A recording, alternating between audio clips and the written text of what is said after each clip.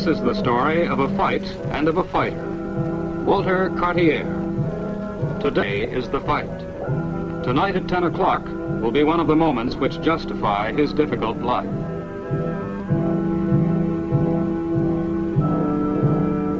At 6 o'clock on the morning of the fight begins the toughest part of being a boxer, the waiting.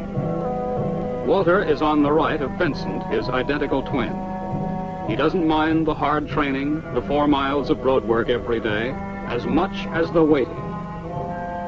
Walter knows that each bout is more important than the one before because he's rapidly climbing to the middleweight championship of the world, and he must keep winning. It's a long way until night. Walter, wearing the bow tie, is 24. He's a native of New York and a fighter as far back as he can remember. His father is away, and when he was a little boy, he lost his mother. Walter began to do exhibition boxing with his brother Vincent when they were 3 years old. During the war, they fought exhibitions in the Navy, where they were in the same outfit together.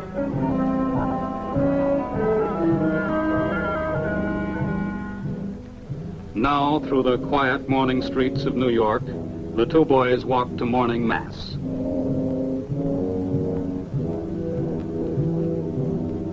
It's important for Walter to get Holy Communion in case something should go wrong tonight.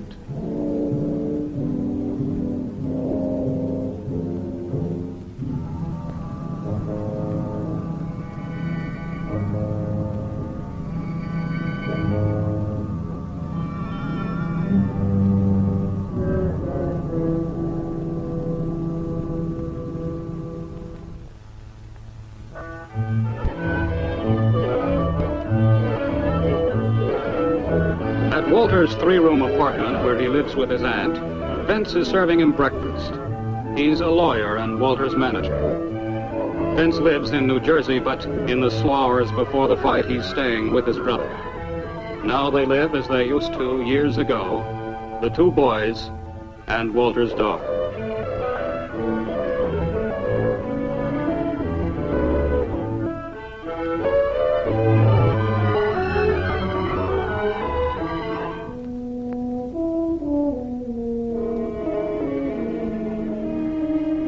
At noon, Walter gets a complete examination from the commissioned doctor. If he's not in perfect condition, the doctor can call off the fight. But this doesn't trouble Walter. What bothers him is the whole day's waiting, of which this is a part. Sometimes he thinks of the men who don't pass, and he knows that he must. And he does.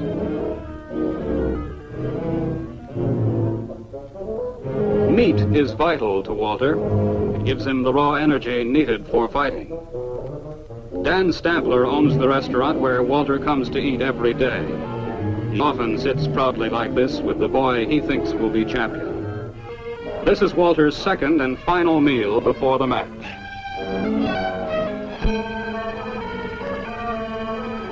Walter has a knockout punch in either hand, and he's one of the hardest-hitting middleweights in the ring. He moves around his opponent, jabbing, shifting, looking for an opening, then finishing the fight with one exploding punch. He's won almost half of his 35 victories by these sudden KOs. And now at 4 o'clock, it'll be 6 hours until he enters the ring to try for his 36th.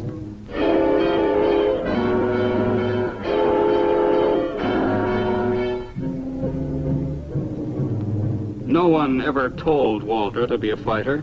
His family was against it, but he just had the feeling for it. On this day, the people around him feel the pain and fear. But for Walter, the bad part is the waiting for the thing to happen. Soon it's coming. He'll be glad when it's finally here. His boxing gear has been carefully laid out for the ride to the arena and is ready to be packed. The time draws near and Walter prepares to go.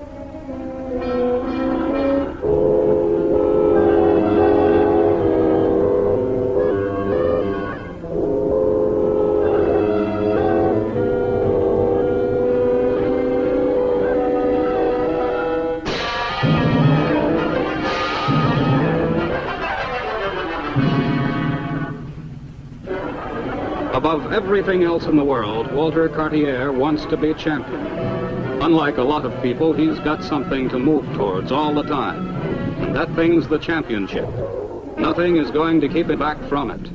He goes ahead, and he never stops. The fight Walter's riding to now in a friend's car may bring him nearer to the middleweight crown.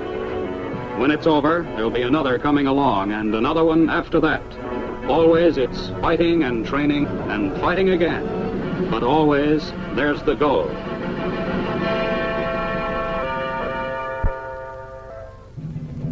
At 8 o'clock, in the small, hot dressing room behind the arena, Walter moves into the last 2 hours of preparation. In these hours, he can feel his body tightening, but it's a tightness that does not come from lack of confidence. It's the pressure of the last waiting here in a place where the walls are so close, a man can barely move his body around. If only the fight would happen, then everything else will not be so bad. Not really bad at all.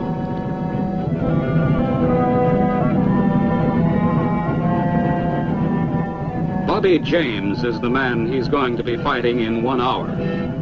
Walter has never seen him before, but when the fight's over, they'll both know a lot about each other. Bobby has been in the ring with many of the top middleweights and has never been counted out. That's something to think about. At a time like this, it's almost as if the brothers were going into the ring together. Time is a strange thing. When you have a little of it and you want it to last, it scatters away in all directions and you never know where it's gone. 24 years are a long time, but in a way that's gone pretty quickly for a couple of boys. It's only when you want the hours to go, like now, that time has a way of staring you in the face as it barely moves along. But there isn't much of it left now before the main event goes on, and everything's here at last.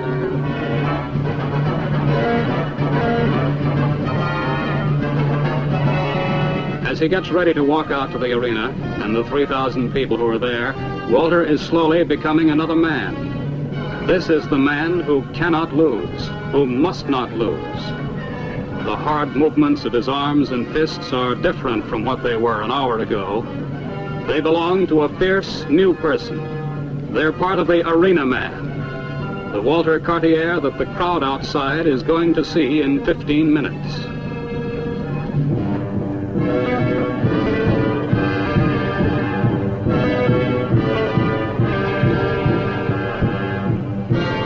A few moments are left. He can almost hear the commissioner coming down the hall to call him.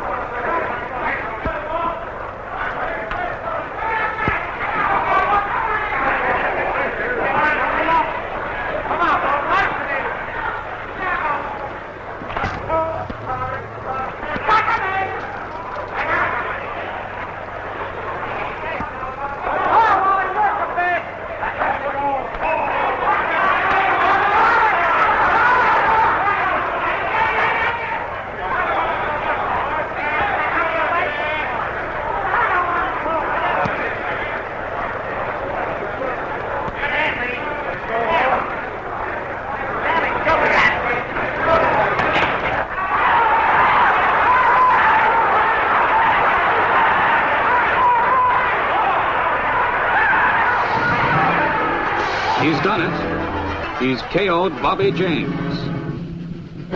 This is a fighter, Walter Cartier. He's just moved up one more place in a line that may end with a championship. It's a hard life, but to him it's worth all the hardship and the risk. To him it's worth everything.